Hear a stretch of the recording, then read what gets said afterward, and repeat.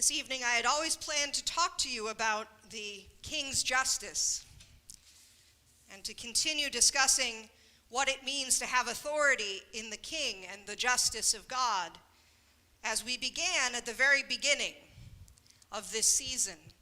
The last Sunday before Advent begins, we celebrate Christ, the eternal ruler, the king who is coming into the world. And then we go through Advent and we experience all of the prophets and all of the sages and all of those who told us that a light would come, that a light has come, and that even though darkness covers the earth, the Lord will arise upon us, and the world will be seen in the light of God. I was going to talk a bit more about the multitude of camels because that's one of my favorite details from the reading from Isaiah, the multitude of camels that shall cover Judah. The young camels of Midian and Ephah, and all those from Sheba that shall come, and all those on those camel routes that shall bring gold and frankincense, and shall proclaim the praise of the Lord. That's an interesting detail, the multitude of camels. It's a multitude of people coming to praise God, and yet we talk about the ones who are bearing the burdens, the animals, the ones that are not actually all that fun to be around sometimes. I am reminded by some people in the room that camels are a little gross, and that sometimes they smell and sometimes they spit. And when I was a child, I got on a camel, and it was terrifying because they stand up kind of up and down, and it's really frightening. And all I wanted was to get off the camel.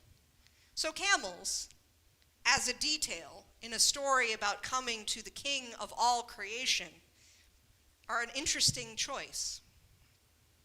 But those camels, the camels of Midian and Ephah and Sheba, represent all the nations of the world who will come to recognize the authority of God through Jesus.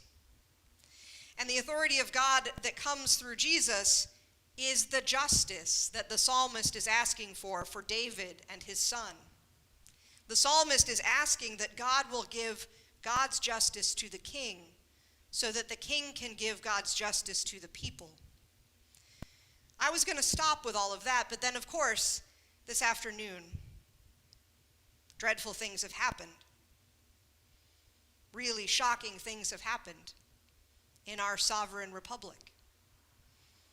And we have people who have decided that the way that they are going to get justice is by storming the Capitol, and that the fruits of God's justice for them must be taken in a violent way. And yes, this is upsetting, and it has happened before in many places, and it has happened before in our place, where people have gotten too tired to wait, and they have decided to take power themselves. The problem in our system, of course, when we look at who the king is that it's us, because we're sovereign. And so when we ask for God to give the king justice, we are asking for God to give justice to us. Not so that we get all the power, but so that we can give God's justice to others. It's important every time we look around at the world, and the prophet Isaiah reminds us that we should look up, we should lift up our eyes, we should look around. I don't often preach about the current events that are happening around us, except as they relate directly to the scripture. But we always have to look up and look around for what is happening. Exactly what is happening today. What is happening today is that there are still people in the world who are asking for God's justice. There are people in the world who don't understand what God's peace looks like. And there are people in the world who really haven't seen the light of God. And yet, we are the ones who are responsible for showing it to them. We who are Christian, we who are followers of the one who came into the world to manifest the light of God, are called to demonstrate the justice of God. And there are those of us who live in systems in the world, human systems, that take our power away, that make it so that we are not sovereign and we are not able to be givers of the King's justice. But that is not what we have here in the United States. And so we have a special responsibility, I really believe, to recognize what the King's justice is. The King's justice is outlined very clearly in the psalm, that the King shall defend the needy among the people. He shall rescue the poor and crush the oppressor. He shall come down like rain upon the mown field, like showers that water the earth.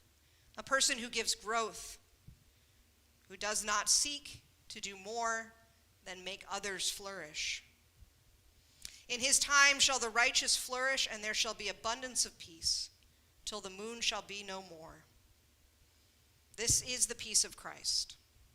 It's complicated, though, because in the peace of Christ, in the peace of God, all the kings are required to do homage. All the kings must bow down before the Lord, and all the nations must do service. That is how God delivers the poor who cry out in distress. That is how God redeems our lives from oppression and violence. That is how it works in the authority of God. It's interesting to live in a system where we are not able to point out who the king is, except to point it ourselves. And even if we lived in a monarchical system, like the people of ancient Israel, who asked for a king, again, the people chose to have a king. No matter what, authority is anointed by God, and God can take it away if we do not choose to redeem lives from oppression and violence, to be people of peace, to be people who care more for the poor and those who have no helper than for our own interests. We may not get to be the king anymore. Of course, all of this rests on our belief that God is really king, that Christ is really God's kingship manifest among humans. And this story of the little child and the wise men from the east, of the little child who was the sign, the King of the Jews. This story shows us what God's justice looks like. It was an incomplete story, what Isaiah told, about the camels from Sheba. The camels from Sheba and Midian and Ephah brought gold and frankincense. But Matthew adds another detail. Gold, frankincense, and myrrh. And since we just heard the hymn about it, we know what the interpretations of those things are. We bring gold for the king because we love him, because we honor him. We bring frankincense because we believe we are in the presence of God. And we bring myrrh because this king was willing to die for us.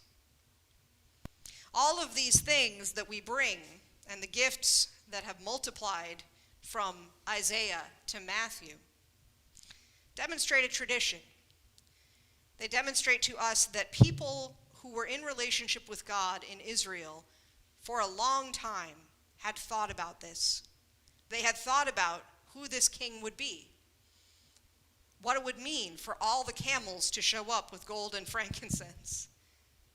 And Matthew was prepared immediately to tell us a story that contained those details.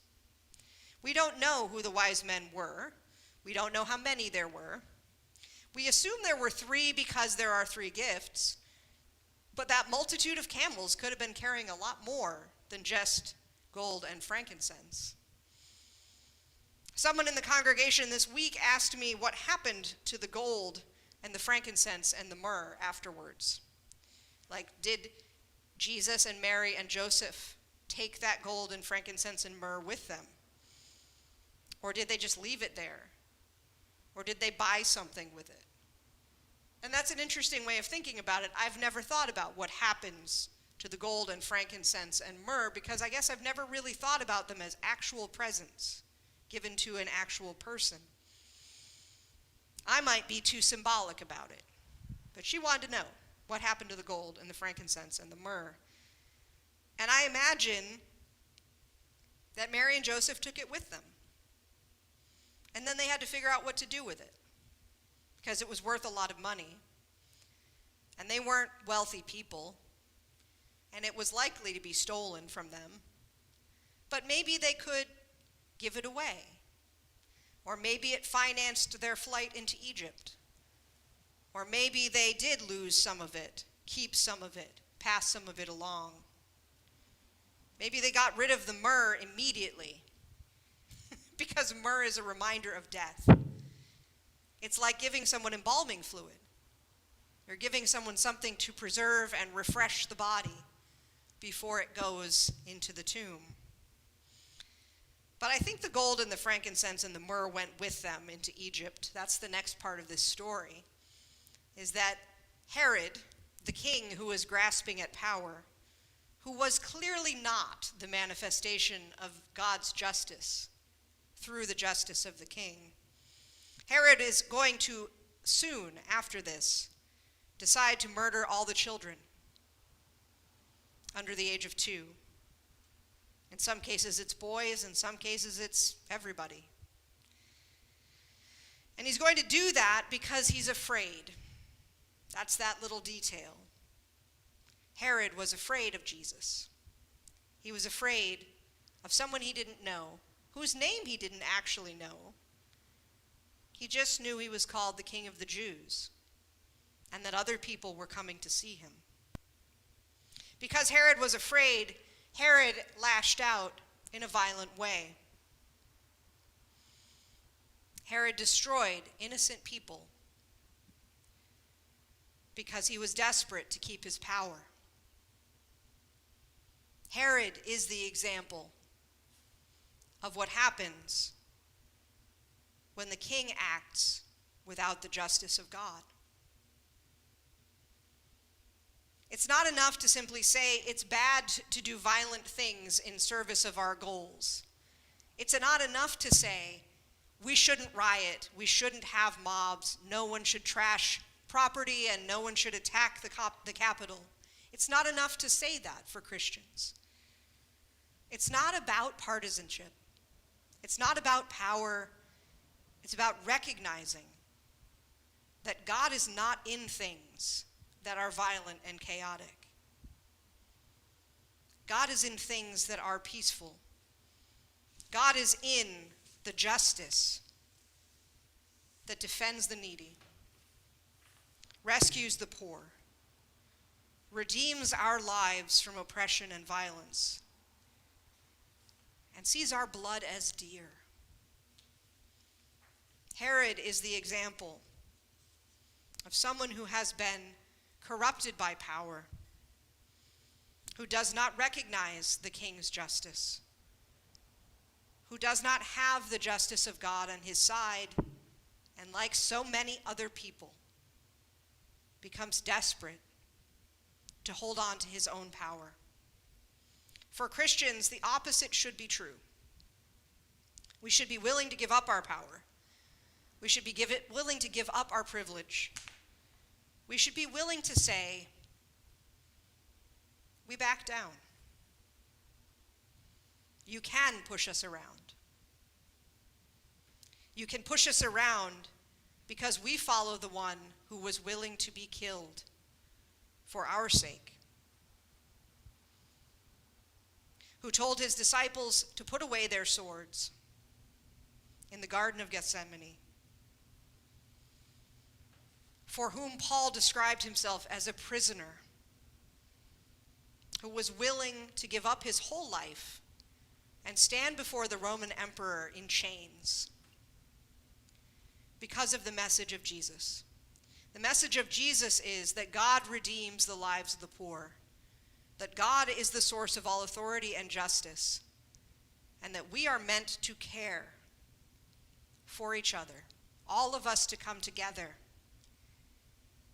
all of us, from far away and from near, sons and daughters carried in their nurses' arms, the wealth of the nations brought to the stable. We are meant to come and worship God. And we're meant to do it with people who are like us, with people who are not like us, with every person who is created by God. I don't know what will happen after this. I know that we will have a lot of discussions about security and a lot of discussions about what happened. And I'm sure that our institutions will come back. I'm sure that we will turn around as a political entity. But I'm not that interested in the politics. I'm interested in Christian people recognizing that they are called to live as though the little child, the precious, vulnerable Christ, is in their midst. When we come to worship him, let us go another way home. Let us avoid Herod. Let us avoid the machinations of power. Let us avoid the destruction of innocence. Let us find ways to really do homage to the Prince of Peace.